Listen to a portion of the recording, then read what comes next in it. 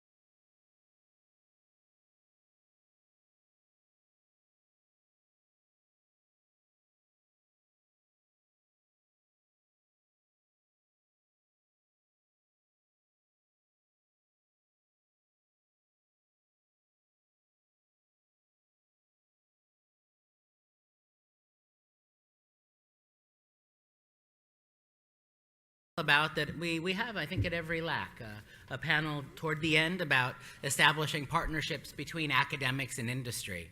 And if you were at the last Q&A, actually, I was going to say the exact same thing that Rebecca said, which is that it's really easy to set this up as a dichotomy, right, where, you know, industry is evil and academics are pure, or that academics are kind of obscure and difficult to understand and not scalable, and industry has the answers, right?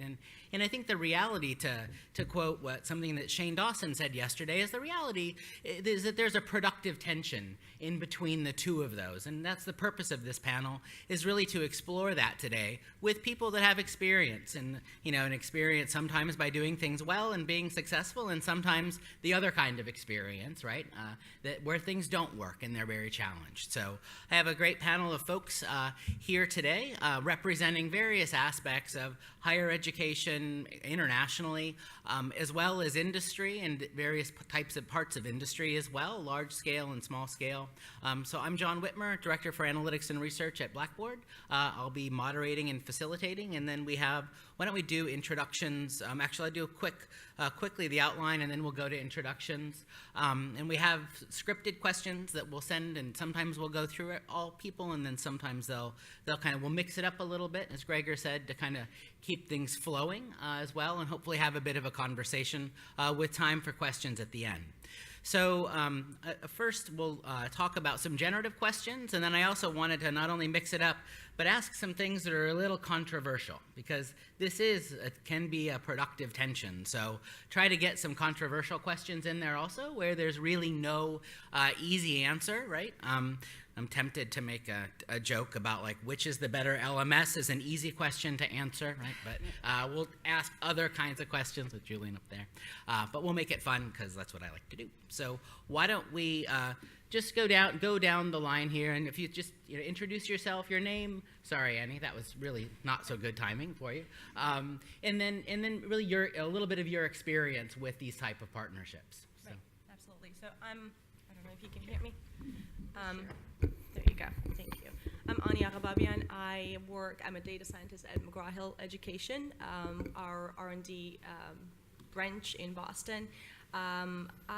Lately, in the past 2 years, we've had quite a few partnerships specifically that I have been involved with. I've led and I've started, so mostly within the United States, but recently we started also international partnerships, so this is a really good panel to be on. Great. Thank you, Annie. Stephanie? If you just walked into the conference this morning and this is the first session that you've ever been to, then you're the only people who need to know that I'm Stephanie Teasley from the University of Michigan and president of SOLAR. And I guess I'm one of the flaky academic representatives on this panel. You know, I have experience really over the years of industry-academia partnerships. Not as many in learning analytics as I did when I was more in the computer-human interaction world. I have students who are hungry for internships in educational technology, and I'm really pleased to be part of this panel. Great. Thank you, Stephanie. Hi, I'm Gregor Kennedy. I'm also representing the Flaky Academics. One hat of mine, so I've got a background in educational psychology and run research groups in the area of EdTech, higher education, do a lot of work in learning analytics. I also represent the nasty administrator.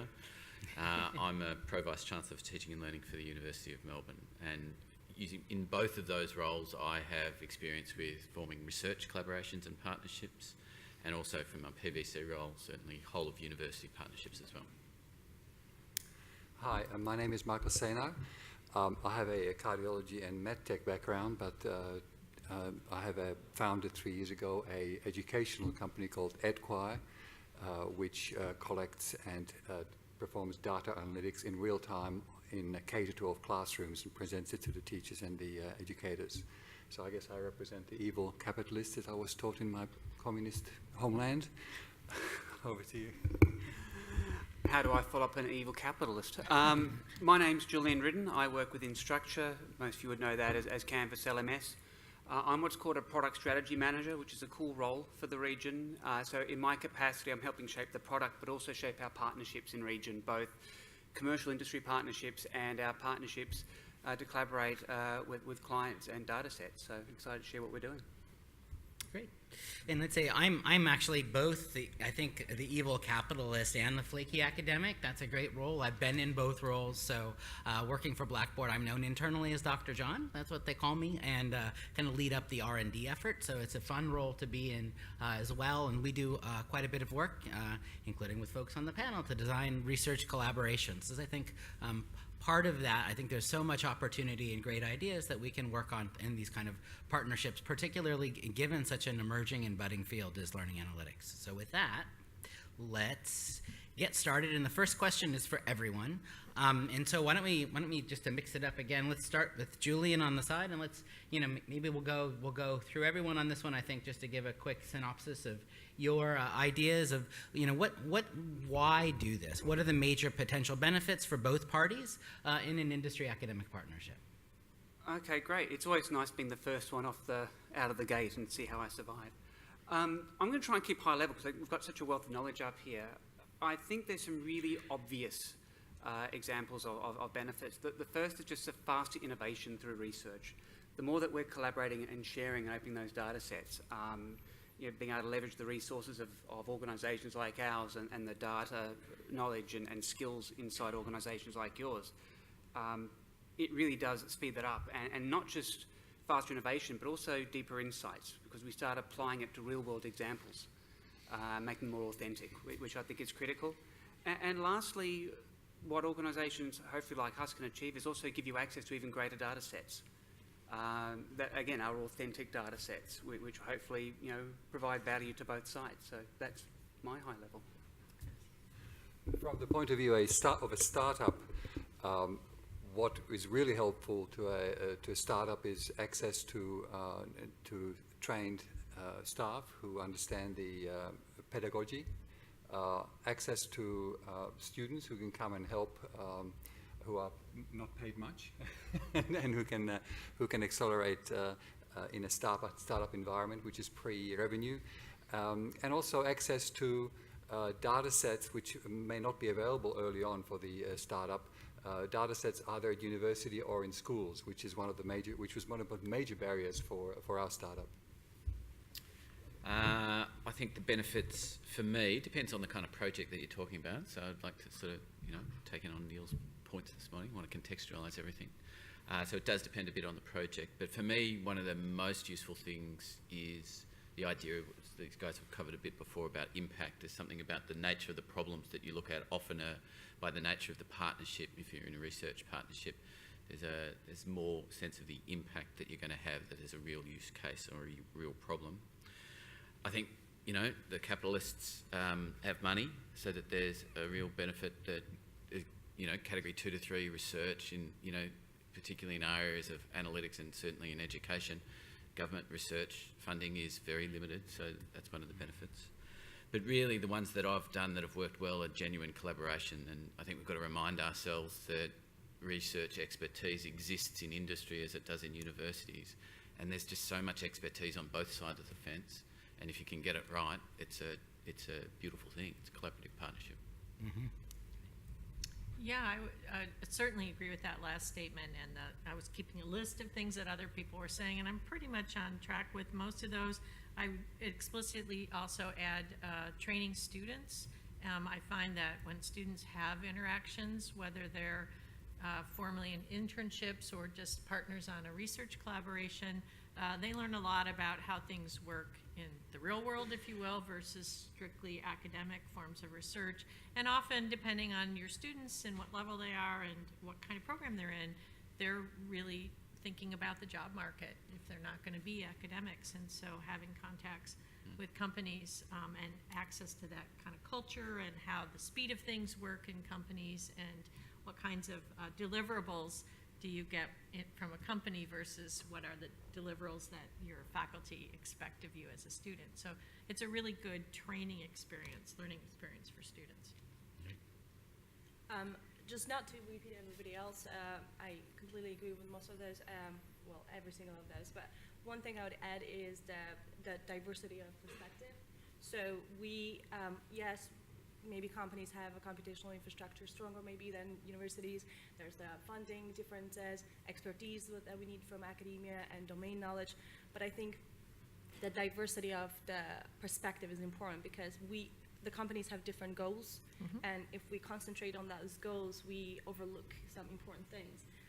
On the other hand, academia has different goals as well. So when we collaborate the best, you have to compromise, and what is born out of that compromise is very important because it leads to accelerates, success and innovation. Yeah, that's great. I'm going to jump in a little bit as well because I can't help myself. So I think that to me, there's also this benefit of being able to scale, right? I think that for, academics working with industry, we can scale. Like we can run experiments on data sets that you probably don't have access to and do things at a very high scale.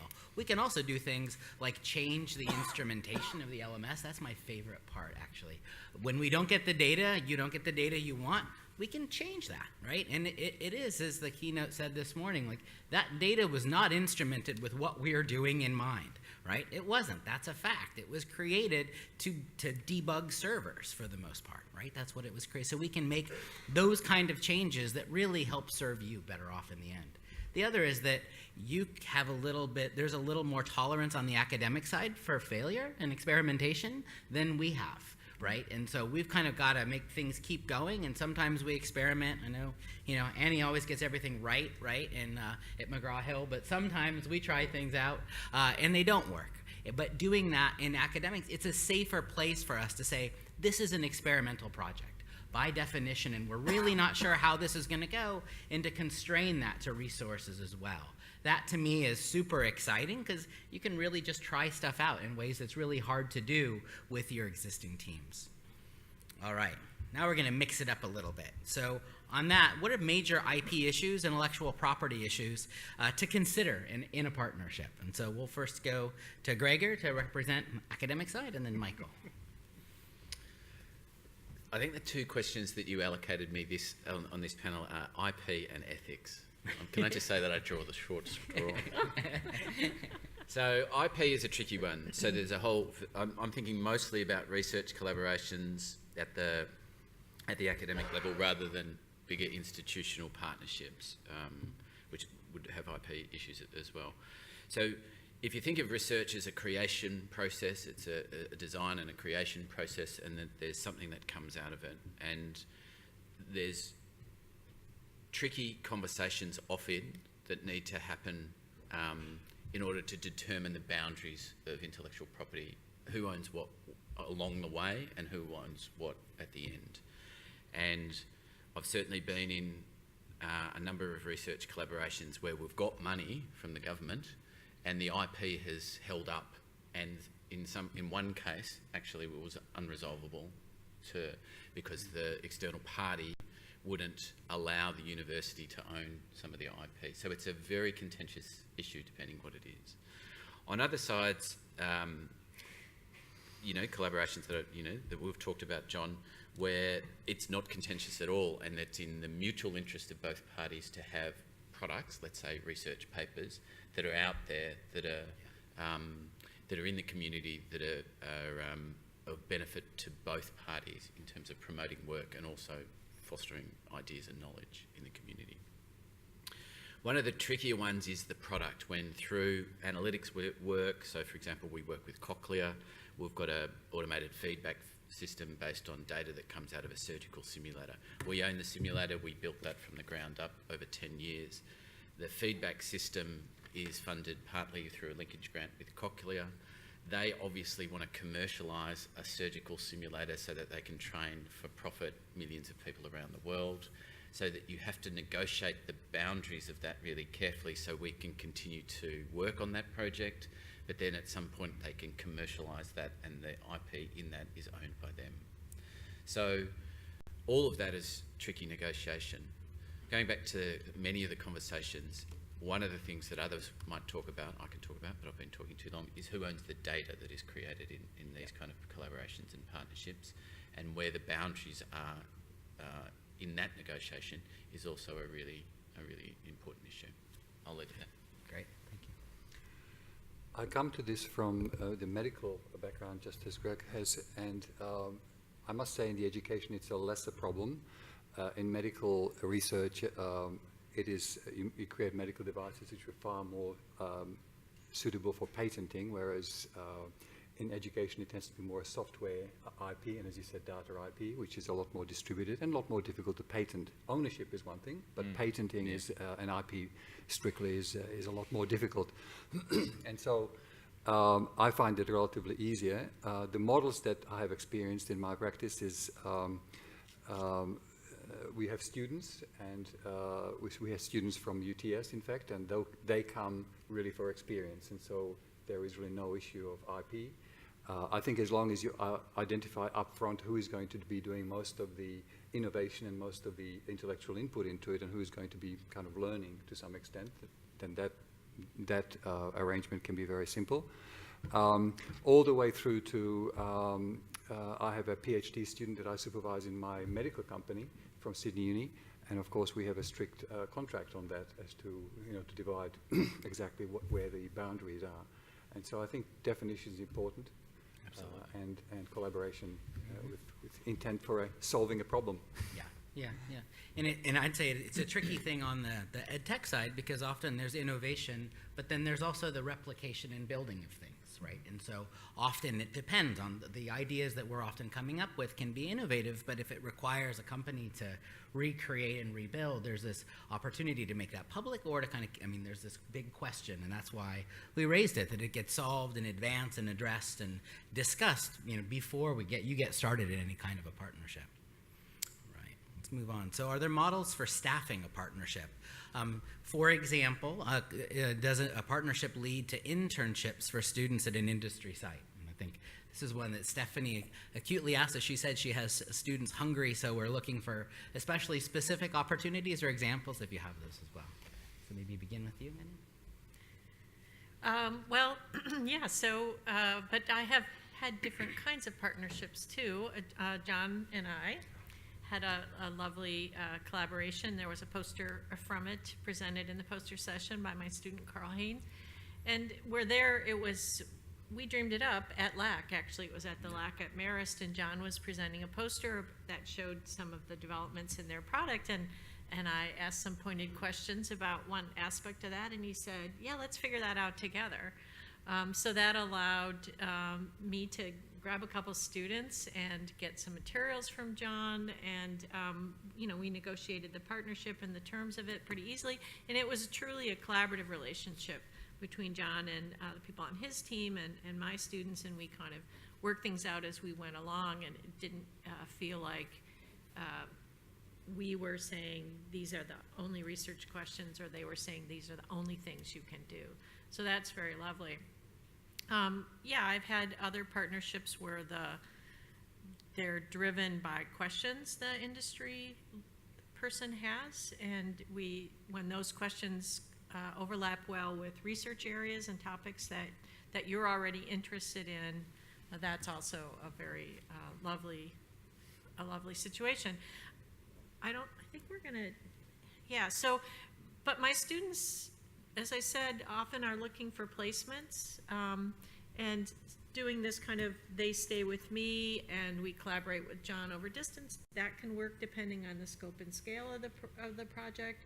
But if they are in particular students who want to go into industry, whether it's at the professional degree level or the PhD level to go to research labs, they really need to know what that looks like before they make that decision. So, so I'm looking for ways to move students into those experiences. Mm-hmm. And there are big companies who do it regularly for students in my school: Google, Facebook. You can name them all, but not so many right now in the ed tech sector that I know about.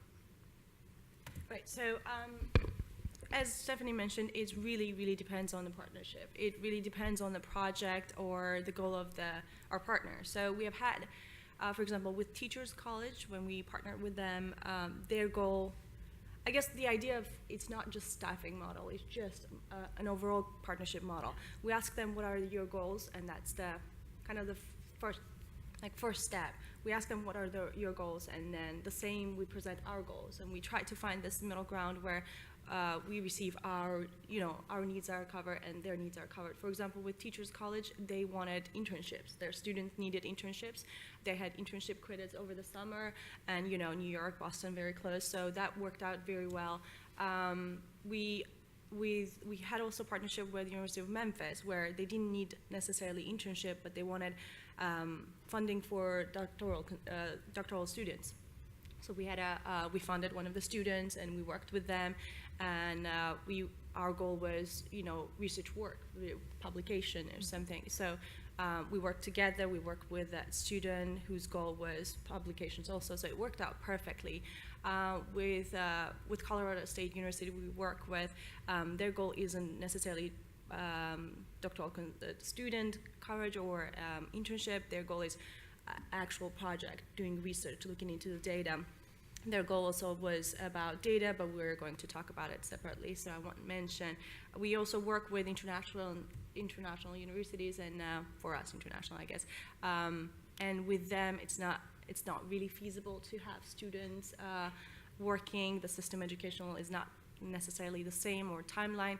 With them, their goals are different, again, with support with computation. So it really, really specifically depends on every single partnership, and we're open to every single offer because we can always benefit from, their domain knowledge, their work, and this is a student we are growing into becoming a researcher. So it's good ties and it's good connections. The other thing I'll add too is, because the question is about models for staffing, so you want to move students into internships where it's appropriate, but then you have to negotiate the nature of the internship, right? Because I don't want to send my students to have you just give them grunt work or use their labor in a way that isn't going to be enriching their educational experience. It's not enough to just be at the company, your nose to the grindstone. You really have to get a sense about how the process works. And so having our students go, but also what ways do we have to ensure that the experience they have there is productive as possible for both parties, but my end of it is to make sure the student's having a productive experience. And I think that works for industry as well, right? Because it takes time to manage and to supervise students if you do it well, right? Assuming you're ethically supervising students to have those well-defined projects, and then it depends. I mean, it's helpful when they come with an actual project that they want to do. They know some of our products, and we're able to provide them the data. But when you have somebody who is eager to do something and they have some ideas, which you didn't have, this goes back to the perspective. Again, it's something we didn't think of, it's something we may not have time to do, and we're super happy to have them work on it, and it's a benefit both ways. Yeah, and the excitement students bring to it also is really, and the energy that they get, it's fun. All right, let's move on to, so here I tried to put in a little bit of data science humor, so pardon me if you don't, if it's, so I said, is there a formula for success in these partnerships, you know, and so if not a completed formula, are there elements, are there, and I put variables and coefficients, things that are essential and have certain weightings that you think are really important. I think a number of these have already actually come up in what we've said, but maybe if we could, I think I've heard, you know, having a well-defined problem, having something that's in mutual interest, right? We've heard about that, negotiating and discussing up front clearly to get those terms as well, but what about other things? So maybe Gregor and Julia, if you could address. I can go first. Oh, as you say, I think we've covered a lot of the stuff, a lot of the content. I think Stephanie touched on something. So for these kind of, and again, I'm thinking about research partnerships more than internships or sending students, although it could equally apply, and I couldn't agree more about the idea of, you know, we've got to make sure that we're not sort of sending students out for cheap labour to industry, which is, when it goes badly, it can go quite badly quite quickly. Listen, I think that you know, the thing for me is about the two sides of the coin with what an academic has to do in terms of research. So that, you know, we've seen over the last 20 years in Australia, but also worldwide, a move towards more operational, functional research. And blue sky research is sort of on the nose depending on where you are. I'm deeply committed to blue sky notions of research and real problems that are of academic significance and significance to society. So if I take that, how do I convince or get industry partnership to what is sort of could be seen as ivory tower research that means nothing to people? So that's the trick. That is the absolute trick of partnerships, I believe, with industry, is finding problems that have got foundational interest from an academic perspective, but have a functional operation applied nature. So for us, when working with Cochlear, again, I'll use that example, but I could have used Museum Victoria, I could have used a number of different industry external partners. With Cochlear, we're interested in fundamental engineering problems in the area of data mining that are really tricky problems to solve in three-dimensional space. That's James Bailey's work, one of my collaborators. But in order to, if we solve that problem, that blue sky problem, it will allow us to create a really sexy automated feedback system for a 3D immersive environment that Cochlear will sell and make money out of. So they're interested in us solving that problem. We can just solve that problem. But we're also interested in seeing an outcome from that also that is pretty cool. Yeah. And that's when and that's the third part of the thing, is to have funding agencies also interested in that problem. So they're not going to be interested in that problem if it touches two people, but if it trains surgeons worldwide to help people restore their hearing, they're going to say, yeah, we'll fund that as well. Yeah. So that's the sweet spot for me. That's the success formula. Yeah. And look, I'll just try and leap onto that message to continue, because I think really I'm summarising again what we've been talking about already, because each of these things tie together. The success of partnerships really comes from that word partnership. So making sure there is a true alignment of not just goals, but alignment of those outcomes. Because the academic will have a set outcome, the industry has an outcome. They may be differentiated, but yet they still need to share a common alignment. Otherwise, they drag each other apart. Exactly. The other thing around that is, through that alignment of goals, there also needs to be an alignment of ethics. Now, that's a scary word to mention, and in fact, some of the sessions we're talking about it, but you need to make sure that the partner you're with does share the same ethical values, because the thing about the data sets is unexpected data responses will actually end up changing projects. And They change on the fly, and they'll be, because the research will suddenly go, oh, this data set went where I didn't expect, I want to go this way with it, or the industry may go, oh wow, we discovered this cool thing we didn't know was going to come out of it, we want a tangent. So ensuring there is open communication constantly between the partners is critical and key. The last part for me, and again, this is all common sense when you say it out loud, but yet I find in the partnership discussions, when it's brought up, it doesn't seem to be, is I like the word that Annie mentioned at the beginning. It's critical for any successful partnership, which is the word compromise. The researcher has a very distinct set of goals that they're trying to achieve for their research, for their university, and so forth. And as the industry, we have a specific set of goals. And where partnerships we've found have worked the best is when there's been a good middle ground for the two. So I don't really think I've added anything new to it, but for me, the context of how that comes together, as I said, I love the fact that you've put all your humour in there. You know, each of those are variables in the construct, and if you leave any of them out, it will often fail. Yeah. And for me, I summarise it in one word: trust. Yeah. There needs to be strong trust. Yeah. That's right. That's the word. Actually, that word was in my mind as well. I think there's a, go ahead. Can I just add something to that? Because it's also useful to learn from where it doesn't work. And I've had a relatively recent example where it doesn't work, where I won't obviously name the industry partner, came to us with a problem that they wanted to work on, to do research on. And we said, that's a really tricky problem. It's tricky ethically, but it's also tricky to actually do in an analytics way. So can we reframe the problem? I spent maybe 7 months toing and froing on reframing, redrafting, coming to a common round, and it wasn't a lot of money, but academics go on the smell of an oily rag. Like, you know, someone gave me $3, I'd do some research. Really? But it was like 150K or something that was on the table. I can't really remember what it was. But it got to the point where we were uncomfortable because the industry partner really wasn't prepared to move away from what they wanted to find, and they wanted us to find something that they would then use to promote their whatever it is they're selling. And we had to walk away from the table. We basically said, listen, I think we're done after 7 months of talking, and you've got to have the ability to do that as an academic. It's tough to do. Can I just say that I have $3 and I have some research questions. Can we Let's speak talk. up to the All right. panel? Yeah, exactly. Sorry, Michigan students, that'd be $5. All right, Yeah, all right. I think- Maybe I should lift my price. I think to me, it's some of that, it gets to personalities as well and the people you work with, I think. You know, some of the issues are structural. I think, you know, the blue sky research and implementation things to understand, but I think a lot of it is personal, right? Yeah. Like, there are people we know we can work with and work with well in a partnership, and then there are others that, you know, perhaps not, unless, you know, there are innovations. But to me, that's really a constraining factor, is thinking about who the person is to find that trust, I think, as you said, Julian. All right. Now here we go for the lightning round. So, of controversial questions. I tried to find images of boxing, and the interesting thing, all the images I could find on Google were all the U.S. military forces, which was really funny.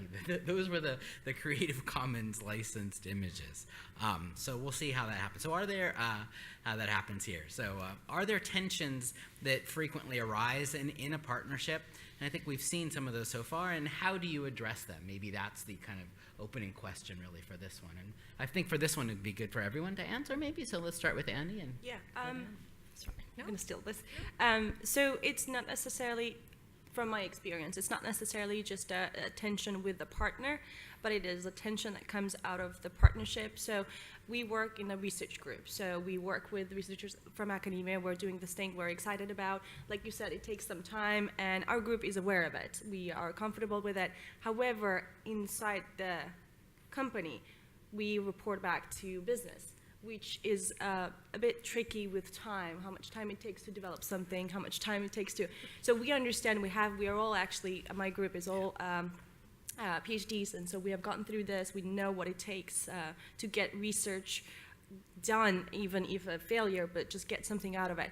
But the tension is to translate this back to the business that we report to, who ultimately pays that $3 to us. So that's the tension where it rises, and it's just really up to us to be able to, if we believe in the cause, if we believe in this research, we should be able to kind of justify the process. But that's one example out of my experience that I felt. Sure. I think what I would say it adds on that a bit. A conflict that can come up is the fact that when you're in a company, timelines can change rapidly and be very fluid and responsive, but academic terms are not.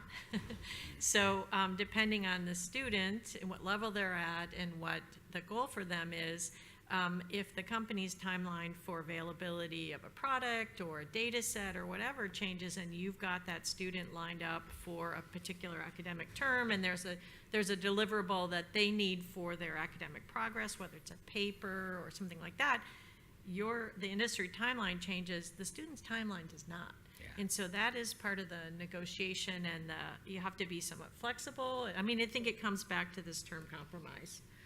But I think companies who are attracting students to work with them, you need to think about the scope of the project and what the student can do in the time available. Mm-hmm. Yeah, I think we've covered a lot of this in our previous conversation. I was going to go with time. I mean, even talking about our sort of partnership, John, that often you'd find somebody in a coffee queue at a conference and say, oh yeah, this would be a good idea, and it sparks a bit of an idea, it sparks a conversation. 45 minutes later, you've got a research project that you think is doable. And then 2.5 years later, you've got the legals Exactly. signed, And it's like... LAK'18 Maris. I'm not pointing any fingers. Oh, I am. Yeah, but both sides. Universities are incredibly slow organisations and don't work to the timelines of industry. Sometimes things get caught in industry as well. So, and the other thing, it's hard to talk about those tensions without going back to, really important things, but, conversation, trust, goals, all of those things lay the foundations. So I don't think I've got too much more to add. I think obviously time is the obvious gorilla in the room, and we have time for a company, even a startup company like me, is 3 months is $250,000. Yeah, exactly. And whereas for uni it's just a term. So that's one thing. Another thing is change in direction. We, as a company, you've got to be agile. Yep. And now with agile systems and agile processes that we use in software, you have to be very agile. You often don't write the requirements up front. You generate them as you go. You deliver useful product prototypes to the customer or to the testers, on a monthly basis. And that doesn't really lend itself very well to a paper. So that's another problem. I think, obviously, as we mentioned before, alignment of interests. I mean, my interest is to solve a problem. I think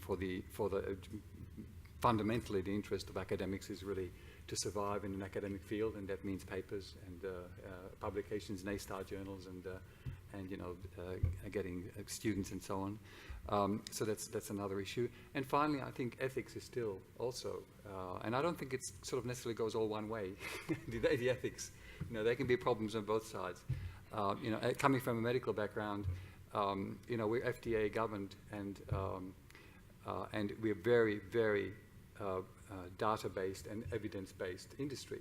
And the education industry is not at all evidence-based up until now, or until recently. Well, that's what this gathering's about, I guess. And so even as a company, you're very interested in verification and validation and validating what you have in order for it to then be robust in the marketplace. Not all companies, but some companies. And that may not be the focus of an academic paper, for example. Yeah. I love being the last one on the chain because I think we've covered most of it.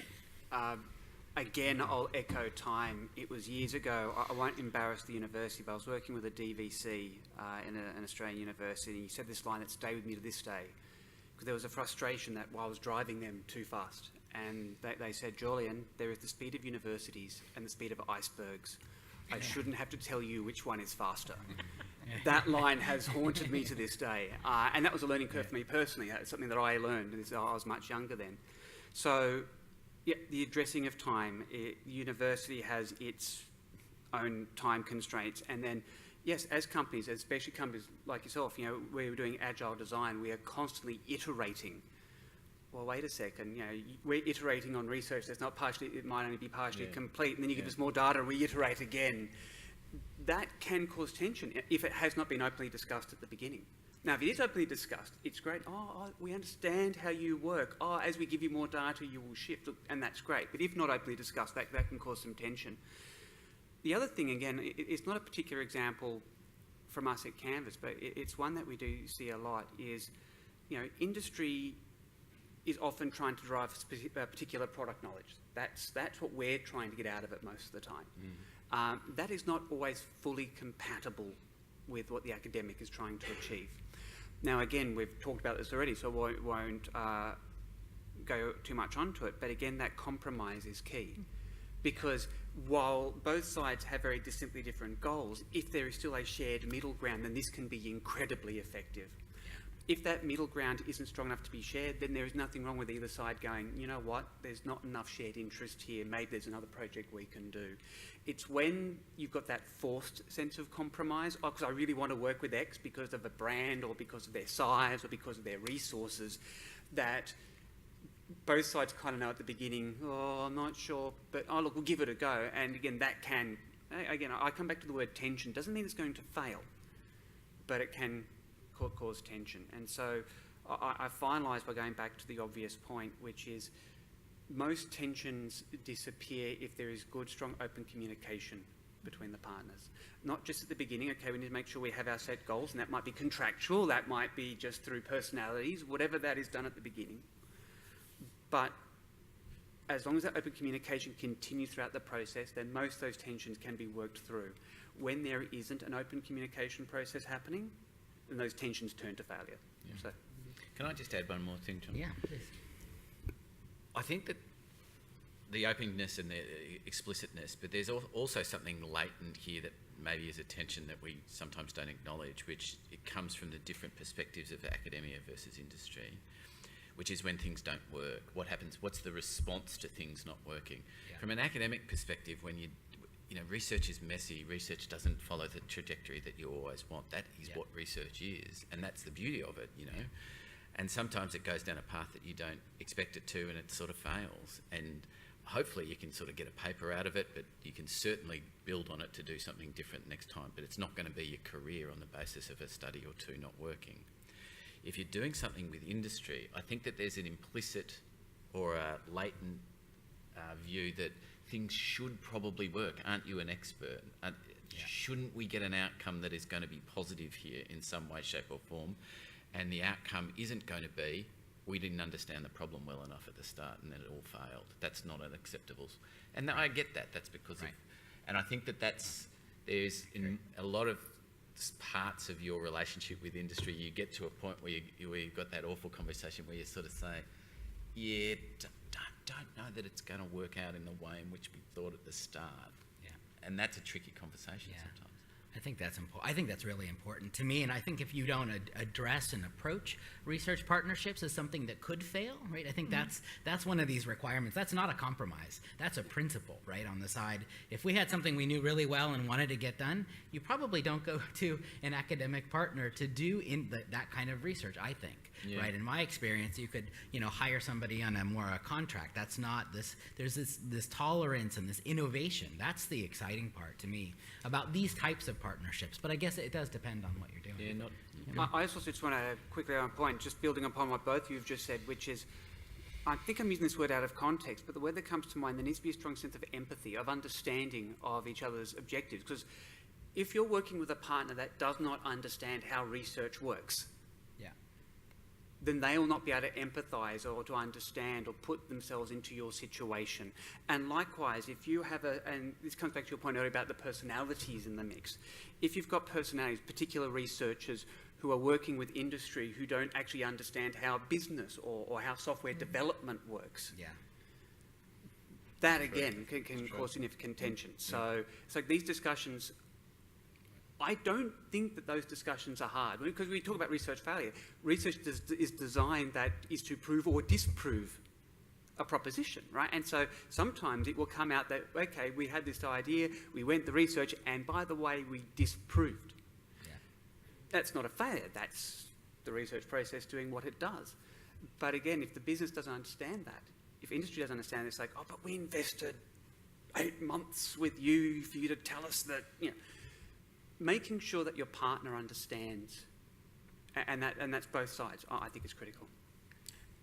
I should add that business really should understand it, because the tax department defines R&D tax concession as a project that can fail, and it must be able to fail for it to qualify as a tax deduction, as a tax rebate. Okay. All right. So I think we're getting close to time, and I want to make sure we have time for questions. So I am going to. I don't know if we should skip ethics. So if you want to bring up ethics, even though Gregor was super excited. There was one you had up there. I'm happy to talk very briefly to it, but so it's one that we've got I'm sorry, John, so if you could address that in your closing comments right here, so you can take any of them, but let's try to make it brief because we're at about 12 till and want to make sure we have time for questions. So I said here, key lessons you've learned, or an alternate question you would prefer to answer that you wish you'd known, right? What are the lessons you've learned that, that could have made this a lot better going along the way? And maybe we'll start with Annie again. Yeah, sure. So I think this will tie back to what you were saying just now, Julian. I think the going into this, setting out literally just bullet points of what your goals are, but also expectations. So if you identify from the beginning that and this has to be done with every single partnership. You can't just do this and set it as a gold rule and go forward with it, because every single partnership is so different that you have the same expectations going to the second one. That's a fail right away. So I think we need to also redefine what is failure, because if a project does not result into what you were expecting it will, then you didn't really open up wide enough your expectations, or you should probably not have those. You could have hopes of the direction you want to go, but any research result is a learning. It's a lesson. It's a lesson, absolutely. We have had partnerships that didn't yield what the business was hoping for, but it definitely showed us that, okay, that's not a route we should be going. It's a good thing. You may have spent 8 months, you may have spent some more than $3 on it, but it definitely says that you could have spent you could have really hurt the company or your career as an academic. So it's a good lesson to learn, and it's a good example in the future to say that I've tried that route, it does not work, and this is why, and these are my results on that. So setting up reducing your expectations, setting up goal lists for every single partnership, and just being, forward with what you want from that relationship and being explicit about it. It's kind of like a personal relationship. You have to be explicit about what you want, and if they don't agree with it, that's okay. You can come to common ground, but definitely let them know what you want. So at the end of the 8 months, you still retain that relationship, that connection of hoping in the future working again, but also, not saying, oh, I had this really bad experience, stay away from that company or stay away from that researcher. So that's my opinion. So not repeating anything, I hope Annie said. Again, I seem to be very student-oriented. I'm happy to represent the students' interest. I think we talk about it doesn't matter if you don't publish another paper, and that may be true for a more mid-career senior professor. But if it's a master's student that I'm placing, because in the U.S. a master's degree is typically a terminal professional degree, then they're probably need a paper to fulfill some requirement of the program. So if things don't go well or they get no results, I'm less concerned about that. If it's a PhD student and they've started to conceptualize their thesis around this project and things don't go well, the stakes are much, much higher. And so as an academic advisor, I have a larger commitment and role to play into helping manage that partnership. And key lessons that I have from a couple of negative incidents, and one I experienced and one I did not. A colleague student entered into an agreement with a site for the PhD research, went through everybody's legal, and after the student completed the thesis, the site came back and said, you can't publish this, we own the data. Wow. And we said, that's ridiculous. You can't own the data, we wouldn't sign that. Well, it slipped through our legal. Oh, man.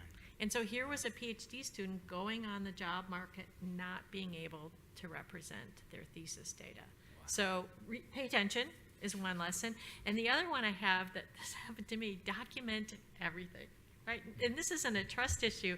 So I did a project with a large corporation under the blessing of a vice president and his agreement and stuff. And he was really happy with how things came out. And he really wanted me to put the company's name on the work. And I had full clearance to do that. So we went out and talked about it, and it got some press.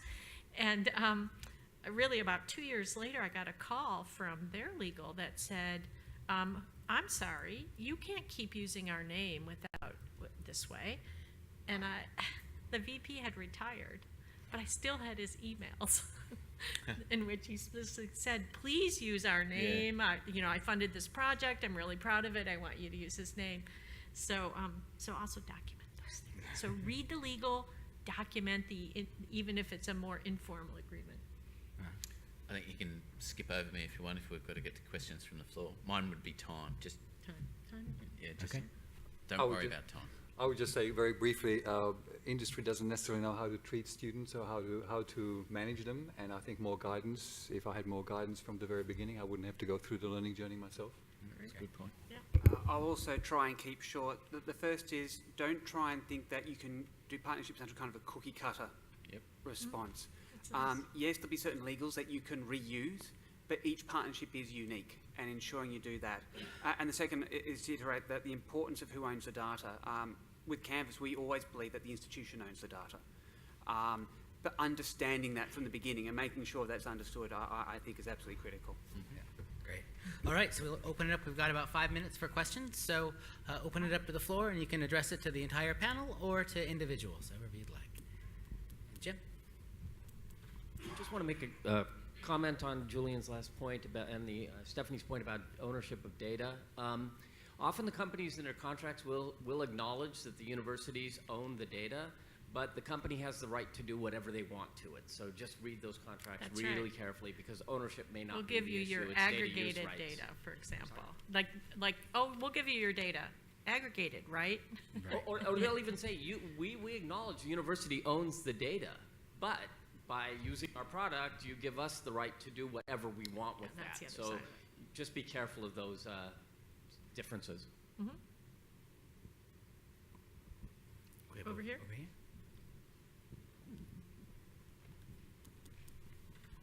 Just in your experience, what typically happens? Does the university approach industry or vice versa? What typically happens? I'll take this. In our cases, in my experience, it's a lot of times we approach industry, I guess.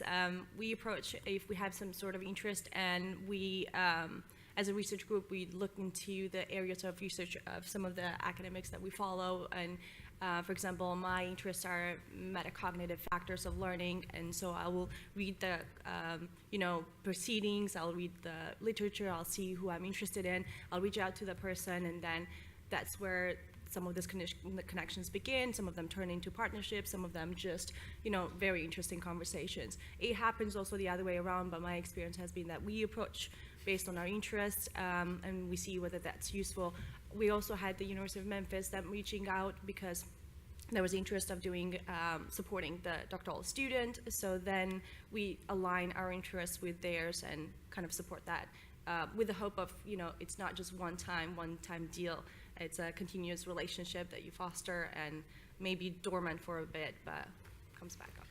Yeah, I'd love to say that I'm getting like weekly emails from industry saying that I want to do contract research, but it doesn't happen that way from where I sit. I don't know what you think, Stephanie, but no, it's much more serendipitous. It is sort of conversations that you have with people in coffee queues that start to. And the other way it happens is that there's often a high-level strategic partnership for the institution, whether that be a vendor kind of arrangement that leads to something. So when you're negotiating your LMS license or whatever it is, there might be something there. And sometimes it's like we've got the University of Melbourne's got a strategic relationship with IBM, and so things fall out of it that way. But it's not like vendors, but I encourage the vendors. I can give you my email address, and the price is up to $6. Australia has or gone up. US?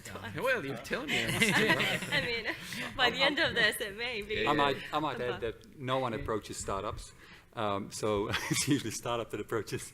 academics, but it's unfortunate because startups is where the innovations happens. It's where the dynamicism happens, and I think it's a good thing for academics to look out for and not be shy. I know we've got no money, That's the, but, yeah. but we have a lot of energy and enthusiasm and ideas.